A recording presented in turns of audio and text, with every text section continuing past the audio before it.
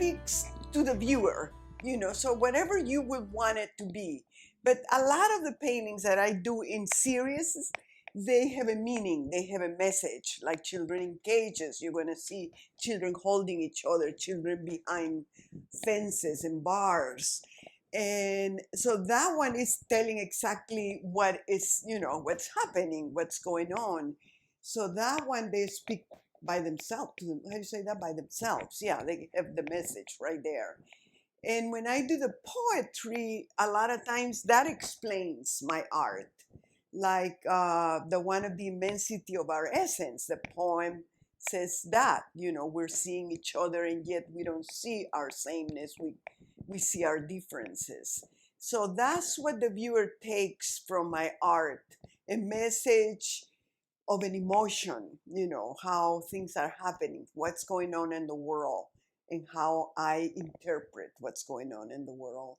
And, like my take on that.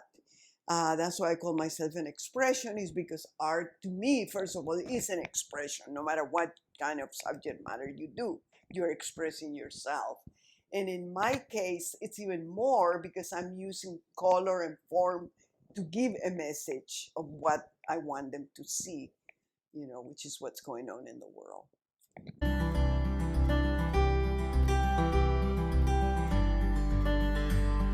The artist that I look up to will be Georgia O'Keeffe because of the big flowers. I was just and Diego Rivera, the Mexican artist who does murals. I paint a little bit like those two. And one of my teachers paid the biggest compliment any teacher can pay to a student. She said, Martha, if Georgia O'Keeffe and Diego Rivera had a child, you would have been that child. I go, oh my God, what a great thing to tell me. I was just in love with that teacher, of course, as a woman. She was a Japanese lady who was very influential. I had some great teachers at Cal State LA. It's not a great art school, but there were some wonderful people in there, treasures that I learned so much from them. There was a teacher who did trees. We're all going to paint trees for 6 months or whatever the semester was. We're doing trees and branches. But from there, I evolved faces being a tree. And you'll see some of those. So in a poem that says, I am like a tree. I'm strong. And even if they cut me, I have roots that go deep into the womb of Mother Earth. So soon I will grow new branches, brilliant new leaves, and to give you shelter.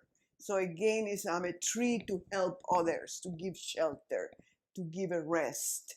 So a lot of the things I do, being a counselor, I guess I have that in me to help and to want to give and to want to, mother people if I can. And so I think that comes through also in my work.